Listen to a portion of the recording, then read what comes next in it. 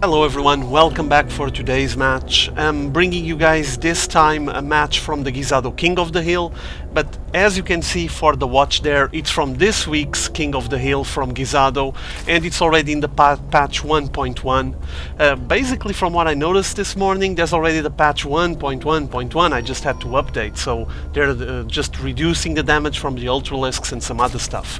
Anyway, that doesn't have to do with this match, so let me just mention and present the players here. You have on this side the yellow Zerg, it's SopiaWeRRa. You guys already seen him playing on a previous match I uploaded a couple of days ago, if I'm not mistaken. He's quite a nice Zerg player, and well, you know that there's not many Zergs around, so the good ones are always welcome. He also got qualified for the GomTV GSL. He was on the round of 64, so we're talking about a very good Zerg player. And here on the red Protoss you have JangMinChul. I'm not sure if all of you recall JangMinChul. I already uploaded some matches from him. He's an old BroodWar player from I think it was from Team MBC Hero, and his name on BroodWar was IrOn.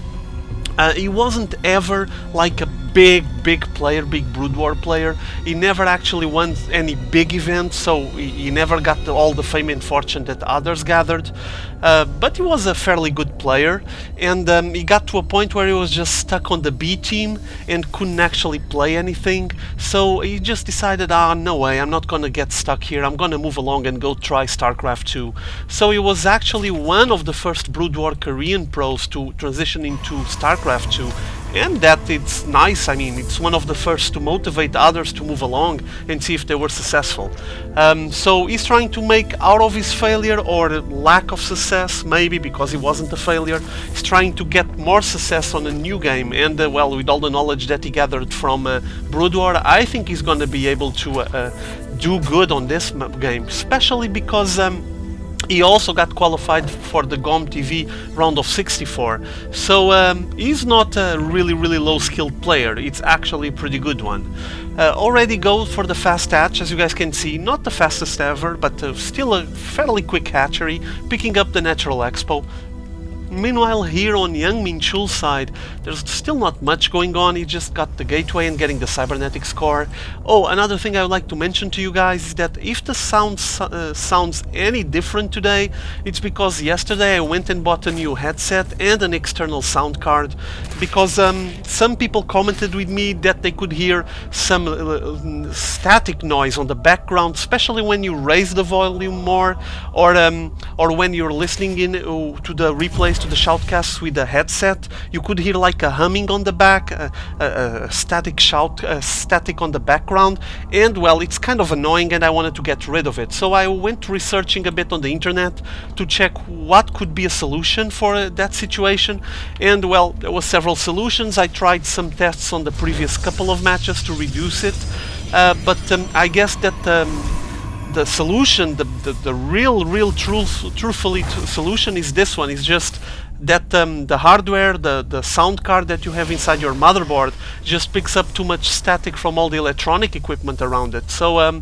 it's kind of impossible to do anything decent with it. So I went for the radical solution and got new headset, pretty big one, pretty much covers most of my head, feels like a helmet, and a small simple external sound card, but that will do the work, and hopefully this replay won't have any background static. That's what I'm betting on, and let's see if I actually gonna be successful doing this, because as you guys know, on this game, and when I mean this game, I mean the shoutcasting game on YouTube or any other services, any other channels or websites, if you don't provide a quality product, well, people have plenty to choose from, so I need to provide the best I can, and well, at the moment the best I can is related with the sound, because the sound wasn't 100%, and I'm trying to get it as close as possible to 100%. Okay, I'm just diverting a lot from the match. Look at this, 5 gateways, actually 4 getting built, the 5th is already here, so seems like that JangMinChul is considering a push into SopiaWeRRa's base. He already has some units here, but when all these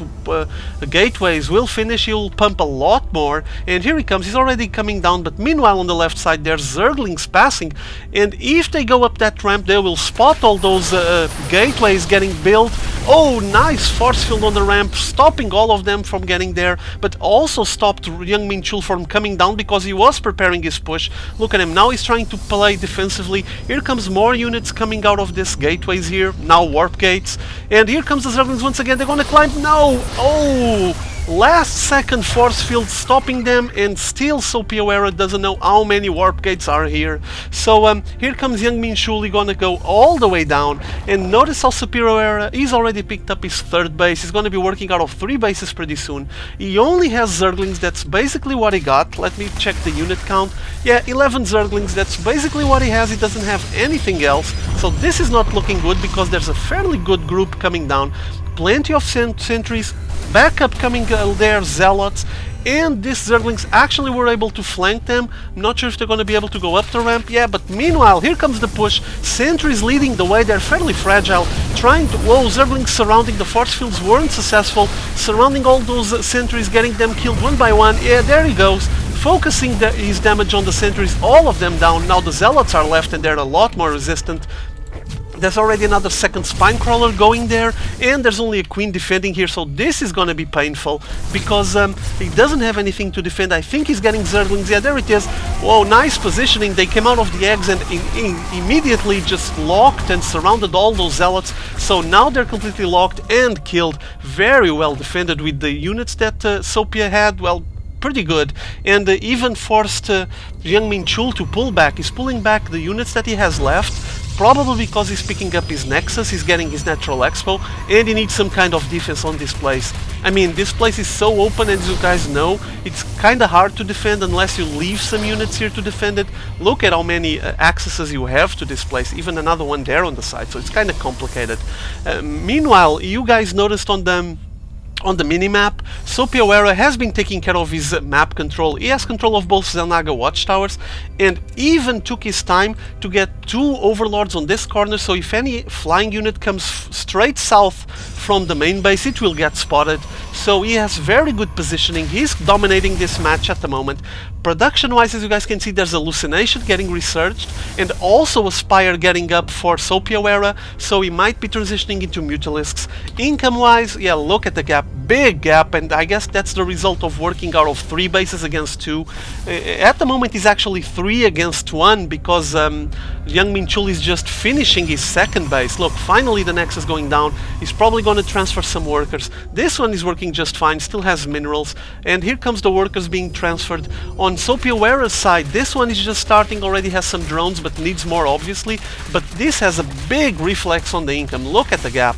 Harvester count, he has 12 more, and well, it's basically almost double the income, so this is gonna be painful for JangMinChul unless he picks up pretty soon, or else he's gonna start falling back on the mid and late game and won't have a big enough army to oppose SopiaWeRRa.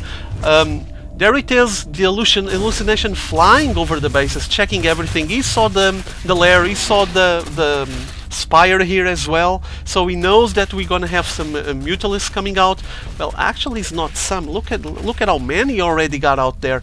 12 Mutalisks, 13 now, with 20 Zerglings. Gonna be a Mutaling army. Meanwhile, there's a second hallucination going down, but the Mutalisks are flying straight into the main base. Oh, there was some unit stalkers there waiting for them. Air defense all the way. No chance, they're gonna have to pull back. Focusing fire on those sentries, killing 1. I think they killed 2 sentries. Now shooting a couple of probes, it seems. Yeah, just harassing, poking around on the Natural Expo, I'm sorry. And now falling back, he needs more units to actually be able to pull this one off. Because from what you can see, JangMinChul has been massing a lot of stalkers, and stalkers are quite effective against these Mutalisks. Let's see what he's got on the production tab.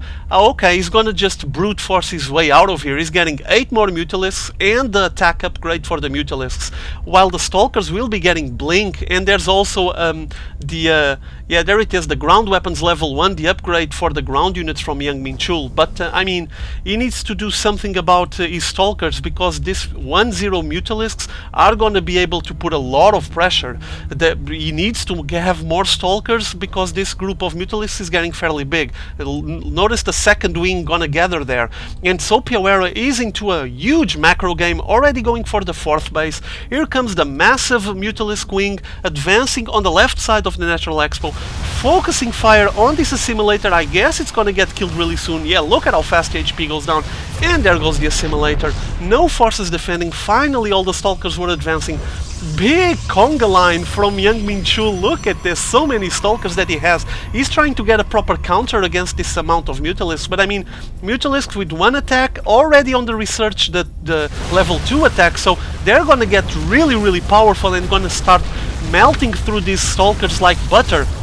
Look at how fast they kill the Stalkers. The Stalkers have 1 upgrade as well, but still they're just dominating and pushing them all the way back, entering the Natural Expo. Now finally getting rid of this face-off. Probably gonna try to get the level 2 upgrade so he can improve his attack against that amount of Stalkers. Also a Dark Shrine coming out. This is gonna be interesting. Where's the Dark Shrine? There it is. Now the Mutalisk going to enter on the south side of the main base, or at least they're gonna try to. Meanwhile, SopiaWeRRa is already working out of 4 bases, and it notices on the income and the harvester count, obviously. Here comes Blink Stalkers trying to defend. Not much damage done this time, only a pylon. Let's see what's getting researched. Still the level 2. Also Zerg melee attack for his Zerglings. And now SopiaWeRRa going for the 5th base. Okay, I think that the plan from SopiaWeRRa basically is not going to change anything on his unit composition, though he knows that those Stalkers are able to shoot all of these Mutalisks. He's just going to brute force JangMinChul out of this game, because he has map control, he has the positioning, there's not much left for JangMinChul to occupy, as you guys see, and he has map control, basically all of the map, so there's not much for him to do. Here he goes, sending the 3 Dark Templars down. I mean, there's not that many. Meanwhile, a big wave of Zerglings gonna approach, followed by the Mutalisks. Here they come, big face-off. Zerglings trying to surround the Stalkers, but the Stalkers just slowly pulling back. They're getting cornered. Yeah, there it is. Blink against the chasm here, so they're just against the wall at the moment, getting nuked by the Zerglings and Mutalisks, just way too many. Look at how fast he grinds down this group of Stalkers. There's basically only 2 left. The Zealots are still there, and all the Mutalisks just nuking the Stalkers, shooting now the mineral line, and more Stalkers coming from the back. The reinforcements are just not enough, only 3. I mean, this won't be enough against this amount of Mutalisks. It's just way too many. And he tries to get more units out of those warp gates, but it's just not enough. Only 2 Stalkers left, and seems like this is not going to be successful. Meanwhile, as you can see, the Dark Stalkers are just harassing here.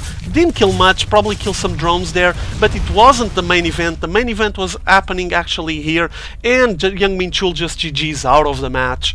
No chance. I think that SopiaWeRRa just brute forced his way out of the amount of macroing that he did. He had so much income for so long and so many bases working for him that he just made the biggest wing of Mutalisks ever. Okay, well, I hope you guys enjoyed this match. I'm gonna upload it, and tell me something about the sound if you find anything weird, okay? See you all later, have fun.